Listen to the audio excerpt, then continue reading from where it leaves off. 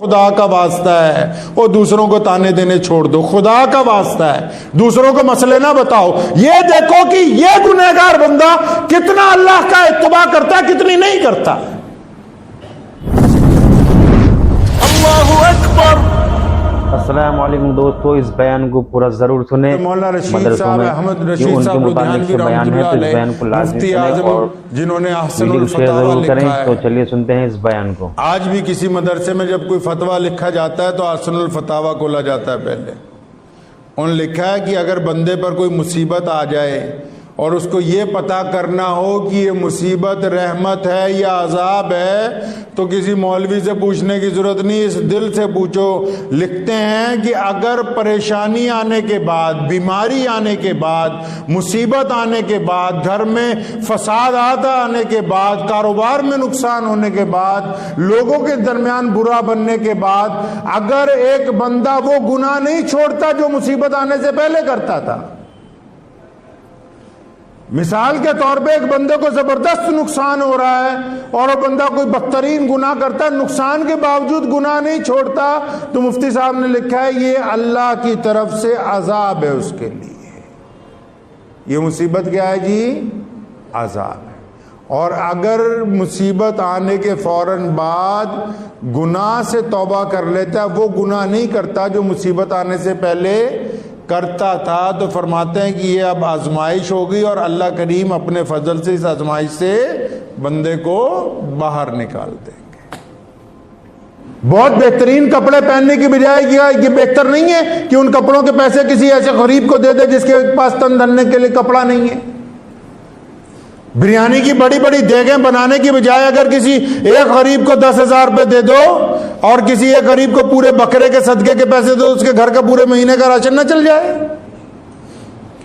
اپنی عقل بھی لڑائیں جو اللہ تبارک و تعالیٰ نے آپ کو دی ہے، اتنا بہترین دین دے دیا اور خاتم النبیین کی امت میں ہمیں پیدا فرمایا اللہ تبارک و تعالیٰ نے۔ اور آپ اندازہ لگائیں کہ دنیا کی سب سے بڑی امت ہے، کائنات کی سب سے محبوب امت ہے، اللہ تبارک و تعالیٰ خود اس کی طرف نظر رحمت سے دیکھتے ہیں، اس کے باوجود بندہ اس کو اپنے لیے اچھا نہ موقع فراہم کر سکے تو میں سمجھتا ہوں بندے کی بہت بڑی بیوقوفی ہوگی۔ دوسروں کو فتوے سنانے بند کریں۔ میں بار بار اکثر جہاں جاتا ہوں مسلمانوں سے بار بار اپیل کرتا ہوں، خدا کا واسطہ ہے وہ دوسروں کو تانے دینے چھوڑ دو، خدا کا واسطہ ہے دوسروں کو مسئلے نہ بتاؤ، یہ دیکھو کہ یہ گنہگار بندہ کتنا اللہ کا اتباع کرتا ہے کتنی نہیں کرتا۔ تم دوسرے کو پہلے سیدھے راستے پہ لانے کی بجائے کبھی اپنے گریبان میں جھانک کے دیکھو، میرے پاس ماں باپ کی اطاعت ہے یا نہیں ہے، میری بیوی مجھ سے راضی ہے یا نہیں ہے، میں اپنی اولاد کے لیے رحم کرنے والا ہوں یا نہیں ہوں، میرا دوست میرا ساتھ مخلص ہے یا نہیں ہے، میں اپنے دوستوں کا وفادار ہوں یا نہیں ہوں، میرے اپنی پڑوسی کے ساتھ دوستی ہے یا نہیں ہے، میں اپنے سکے بھائیوں کے ساتھ دل میں محبت رکھتا ہوں یا نہیں رکھتا ہوں۔ پہلے اپنا معاملہ تو طے ہو جائے کہ ہم کیسے ہیں۔ اپنا معاملہ خراب ہے، دوسروں کو فتوے پہ فتوے دے رہے ہیں۔ اللہ تبارک و تعالیٰ نے سب سے پہلے آپ سے بات کرنی ہے۔ قبر کے فرشتے نے یہ نہیں پوچھنا کہ تو اپنے پڑوسی کو فجر میں لے جاتا یا نہیں لے جاتا تھا، اس نے یہ پوچھنا تو نماز پڑھتا تھا کہ نہیں پڑھتا تھا، یہ بتا۔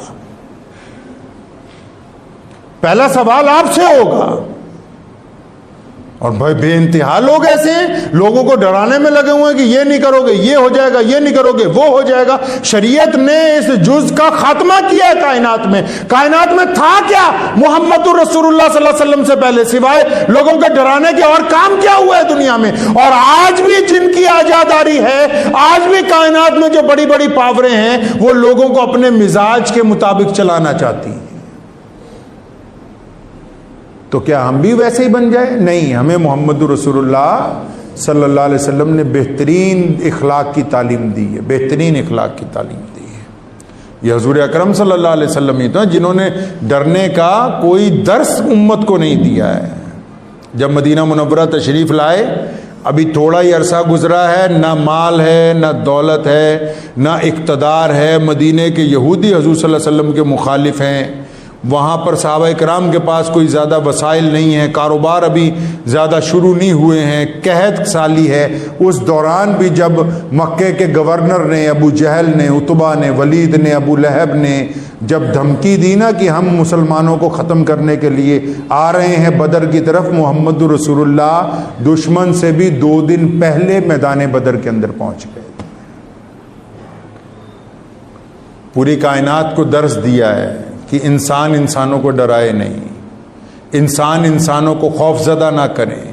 جو لوگ اپنے رشتہ داروں کو ڈراتے ہیں، بھائی بہنوں کو ڈراتے ہیں، پڑوسیوں کو ڈراتے ہیں، یاد رکھیں جو عبادت گزار بندہ اپنے عزیز و اقارب کو، چاہے وہ مسلمان ہیں چاہے وہ غیر مسلم ہیں پڑوسی، اگر جان بوجھ کے ان کو ڈراتا ہے، ان کو خوف زدہ کرتا ہے، تو ایسے بندے کی عبادت قبول نہیں ہو سکتی. سر ہم لوگ، میں جلسوں میں جاتا ہوں تو مغفرت کی، اپنی اور اپنے ساتھیوں کی مغفرت کی دعائیں منگواتا ہوں. ایک صاحب مجھے کہنے لگے کہ یہ کیا بات ہوئی، آپ یہی کہنے لگ پڑتے ہیں اللہ ہماری جتنے لوگ یہاں بیٹھے ہم سب کی مغفرت فرما. میں کہا مرنے کے بعد پتہ نہیں کوئی مغفرت کی دعا کرے نہ کرے، جب اللہ نے تمہیں ہمت دی ہے تم تو کر لو اپنے لیے. خود تو بذات خود اپنے لیے کچھ کیجئے. گھر والے جن کے لیے آپ ٹھگی مارتے ہیں نا، سنو اطمینان سے آخری بات، جن گھر والوں کو خوش کرنے کے لیے ہم ساری زندگی دولت کماتے ہیں اور بے انتہا ایسے کام کر جاتے ہیں جو شریعت کے خلاف ہوتے ہیں یا ہمارے ضمیر کے خلاف ہوتے ہیں، جس دن جان نکلتی ہے نا تو بچے کہتے ہیں ابا جی کا جنازہ جلدی اٹھا لو، جو رشتہ دار دور رہ گیا کوئی بات نہیں، قبر پہ فاتحہ پڑھائے گا جا کے. جنا لی تو پاپ کمایا کتھے نے تیرے کر دے. میاں بخش رحمت اللہ علیہ کہا کرتے تھے کہ جن کے لیے تو نے پاپ کمایا وہ کہاں ہیں؟ وہ تو نہیں پوچھتے اب، وہ تو تمہارے اترے ہوئے کپڑوں کو بھی اپنے گھر میں رکھنے کے لیے تیار نہیں کہ یہ بھی دے دو کسی کو. تو خود اپنے لیے بھی اللہ کو راضی کر لیں. کریں گے جی انشاءاللہ تعالی. اور اللہ کو راضی کرنے کے پہلے اطمینان سے اس دل کو دھو لیں.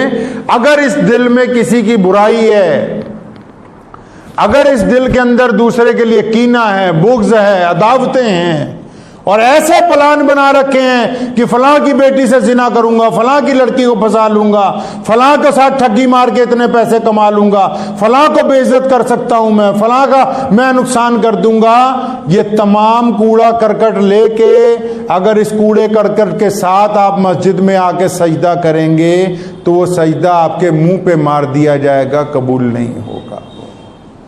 غلط فہمی میں نہ رہیں، غلط فہمی میں نہ رہیں. جس طرح وضو کرتے ہیں اس طرح اندر کا وضو کرنا بھی ضروری ہے، اور اندر کا وضو توبہ سے ہوگا، استغفار سے ہوگا اور دل کو پاک کرنے سے ہوگا.